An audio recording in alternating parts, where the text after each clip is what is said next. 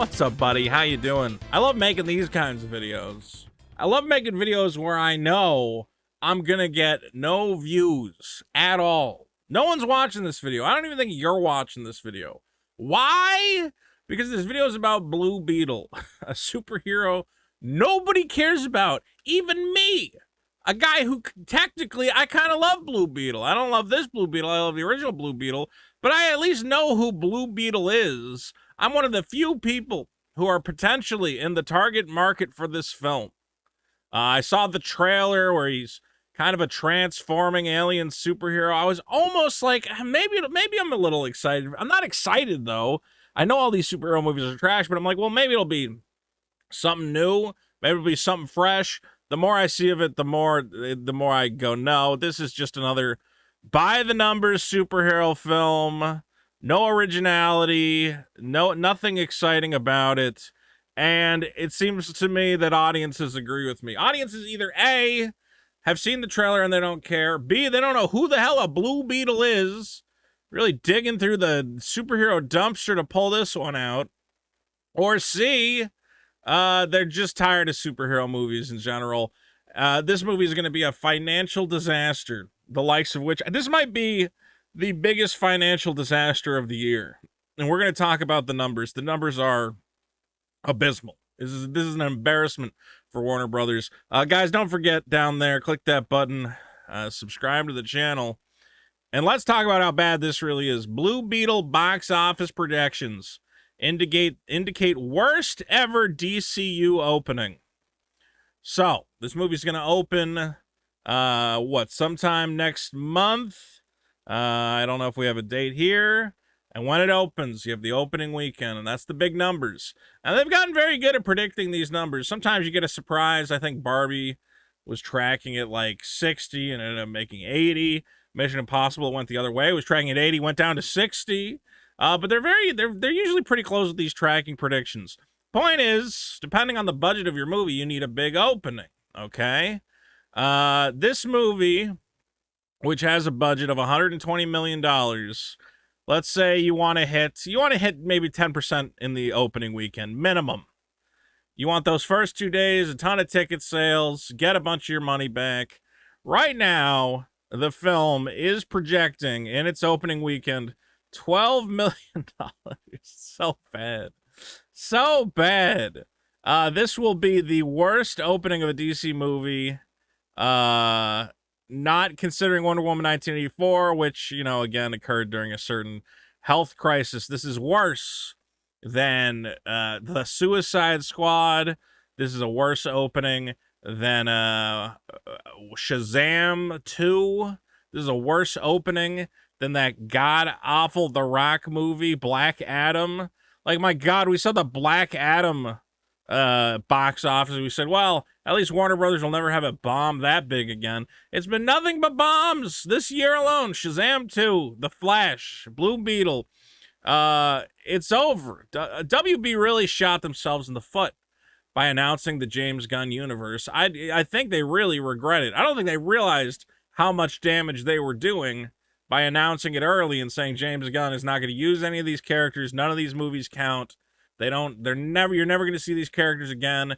This is basically whatever's left in our movie dumpster. We're just going to throw it up on screen and it doesn't matter at all.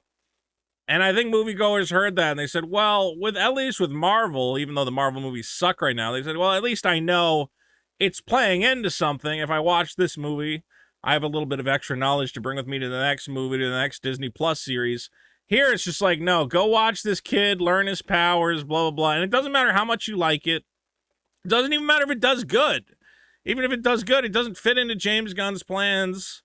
I mean, granted, plans could change. He could find a way to get this kid into his universe.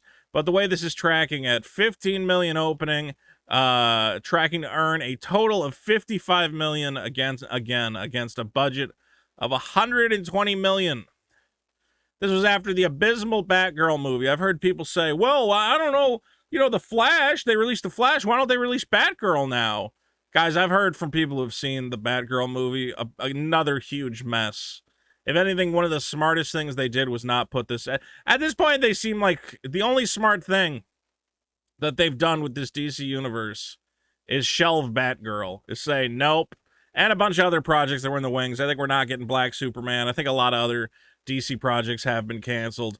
Because, guys, they're just bleeding money. It's incredible the amount of money they're losing this year. I don't know how Warner Brothers stock is afloat. I don't know how people are running for the hills. They're going to lose hundreds of $millions this year between Blue Beetle, The Flash, all of this nonsense. Now, what I find interesting is they're doing this last-minute marketing push, and it seems very transparent and almost weirdly pathetic. So, how did they get Zack Snyder to tweet this out? I mean, it got 3,500 quote tweets. It got 100,000 likes. This is big numbers. Here's Zack Snyder, who famously was removed from being the architect of the DC universe. I would think, you know, he would harbor some resentment, though, again, they did let him come back to finish his Justice League movie, so maybe he's on good terms with Warner Brothers. I don't know. Either way, somehow they get him to tweet out, looking forward to taking my kids to see Blue Beetle.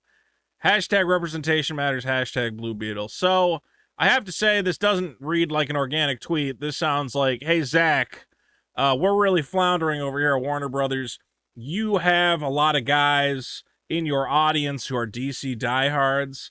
And again, part of the reason the DC universe has been destroyed is because a lot of guys really loved Zack Snyder and really loved what he was doing. And the second he got let go, a lot of these guys said, well, that's it. I'm not seeing any more of these Marvel movies unless Zack Snyder's involved. So Warner Brothers knows that. They know that the Snyder kids love this guy, the Snyderverse heads, or whatever you want to call them. They get him to tweet this out. Hopefully they give him a six-figure payday. I wouldn't have tweeted this out for less than $100,000. Looking forward to see my kids to see Blue Beetle. Hashtag representation matters. What the fuck is this? So this is one thing about Blue Beetle. Again, how are you marketing this? Is this what Hispanic people care about? Because here's David Ayer, another guy who kind of got fucked over by Warner Brothers. Remember, again, he made his dark, weird Suicide Squad movie, and then they saw Deadpool and they said, actually, let's reshoot it to make it a terrible music video. Also tweeting out this hashtag representation matters, and over on the Blue Beetle, what do you call it, official account, they're talking about it's time to meet your Blue Beetle familia. For those of you who don't speak Espanol as well as I do, that means family. So they're trying to market this movie as it's for Hispanic families, which I just do not get. Okay, I'm not Hispanic, first of all.